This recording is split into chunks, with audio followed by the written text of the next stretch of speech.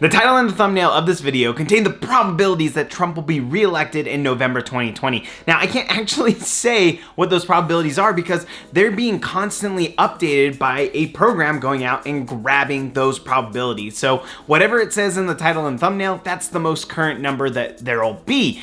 Question is, where are these numbers coming from?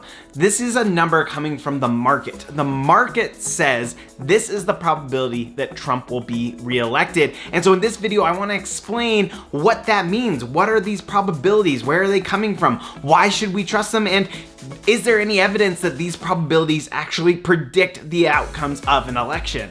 Hi, I'm Craig, and welcome to Market Power, where we believe in the power of markets and economics to shape our world. So go ahead and subscribe if you want to join this community of people interested in and excited about economics. Now, the numbers that I'm showing you are from betting markets. In fact, here's an example of one betting market right here with the prices of bets that you can get on who's going to become the next president. Today, these markets are illegal in the United States, so you can't play these if you live in the United States. Which brings me to today's sponsor, Hey guys, Future Craig here. Sponsorship opportunity did not work out, so I just gotta say that it's definitely not possible for you to play these markets if you live in the United States. Now, it might sound a little icky today to say that people bet on elections, but historically, this was usually the case. It's weird today that we don't have common betting on elections. If you were to go back to the New York Times in 1904 and you were to pick up a copy of this paper and look at the front page, it would look kind of similar to what you see today. You would see stories about outrageous healthcare bills, police violence against minorities, and the probability that candidates have of winning the election. But the probabilities that you see in those papers are different than what we see today. Today, when you open up the paper, you're looking at polling. You're looking at people being called up and saying, who are you going to vote for? And then aggregating that up to come up with some sort of probability. The probability that we're seeing in 1904 is actually from betting markets, what people are betting on, who they think is going to win. And if you go even further back to 1884, you could pick up the front page and half of that paper would be dedicated towards what different betting markets are saying around the country. So betting markets were pretty common and people thought a lot about them. The question is, why? Why would the New York Times trust betting markets to say anything about who is going to become president? Could they trust it? Now, I'm gonna go and show you an empirical test that shows that these betting markets were actually pretty powerful. But before that, I wanna explain what the theory is behind them. Why do they work? And I'm gonna do it with a pretty simple example. Now, this thought experiment involves this die that I have. It's a unique die. It has 6 faces, but really only 2. Some of them have Trump and some of them have Biden. Now, imagine I offer you a voucher that says, if you roll a Trump face, I'll give you $1, and otherwise, nothing. How much would you be willing to pay to have that voucher? Well, of course, it's going to depend on how many of these faces have Trump on them. Let's say that half of them have Trump on them. Well, that means half the time you roll it, you'll get $1, and the other half you roll it, you'll get nothing.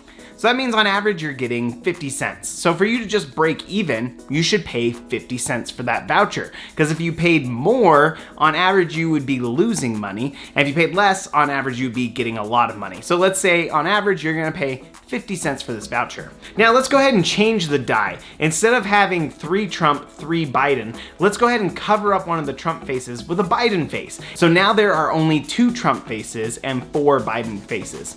How much are you willing to pay for the voucher now? Well, a third of the time you're gonna make $1, and 2/3 of the time you're gonna make nothing. So on average, you're only gonna get 33 cents, which means you probably shouldn't pay more than 33 cents for this voucher. Now, hopefully you've already noticed this really interesting thing about the price of the voucher and the probabilities here. The price is the probability that you roll a Trump. That's amazing, right? 50% chance that you'll get a Trump, you pay 50 cents.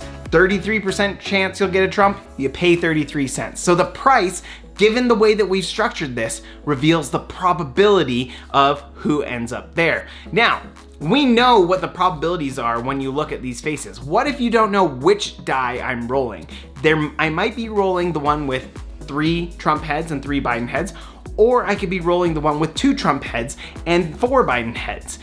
How are we gonna figure this out? How much should we pay? Well, if we're in a market, if we're in a betting market, then we could create beliefs. We could say, you know, somebody thinks that this is a 50-50 and some of them think it's 33-66. Who is it going to be, right? Like what's that price gonna end up being? Well, if I think it's 50-50 and you offer me the voucher for 40 cents, then I'm gonna be like, you're a sucker. I'm taking that. But if you think it's 33, you'll happily give me the voucher for 40 cents because now you're getting more than the average value of that voucher. So as we come together in a market, we're going to take the beliefs that we have and that's gonna influence the price. And that's how the price ends up reflecting our beliefs about who's going to win. This comes from the efficient markets hypothesis. Now, I know that there are some people who are thinking like, oh no, I gotta turn away now because he's talking about the efficient markets hypothesis.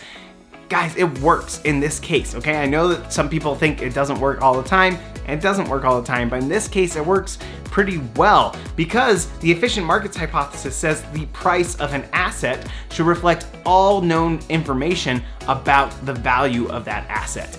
In this case, the price of this voucher should reflect our understanding of what the probability of the victory is. And we have some predictions that we can test from this. There's two from the efficient markets hypothesis that I wanna go take to the data and check. The first hypothesis says that these probabilities should actually and accurately predict who's going to win the election.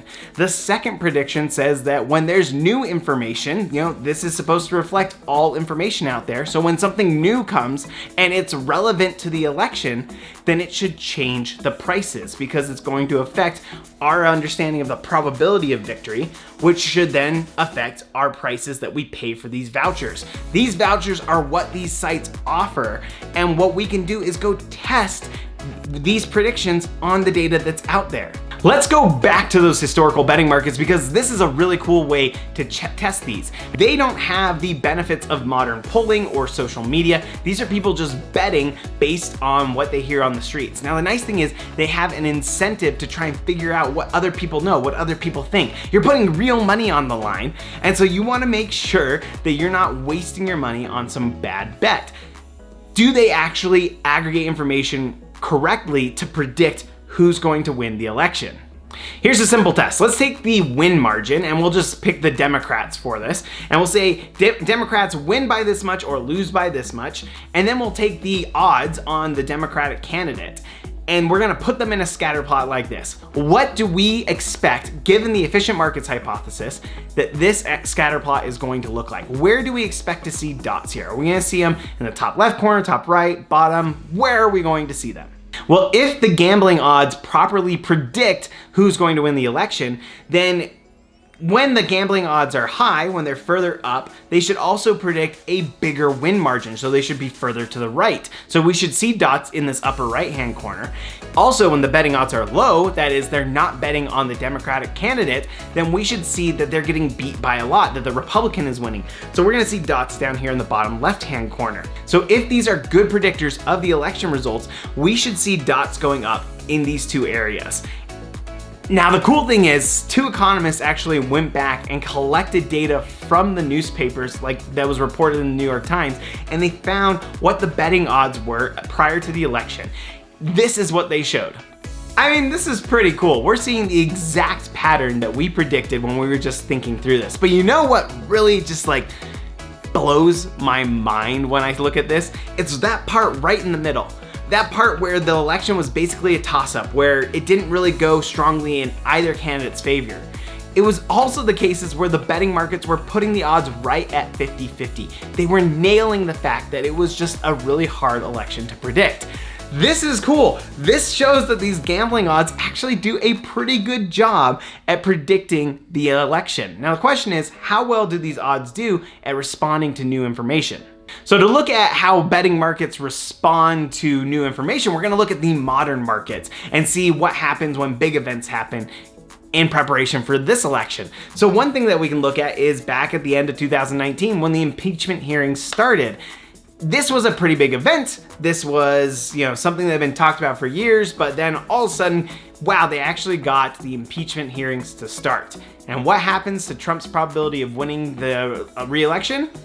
it immediately took a hit. This is because this was pretty big news, and if your president is impeached or removed from office, obviously they're not going to win re-election. And so you see that it declines, but then over time it starts creeping back up. That's because as we got more information from the impeachment hearings, there wasn't really a strong case that Trump was going to be removed from office. In fact, once he was actually impeached and that moved forward, it had absolutely no effect on betting odds, because by that point, it was already understood what the actual consequences of this would be. The fact that there was a formal label to it wasn't new information, so they didn't affect betting odds.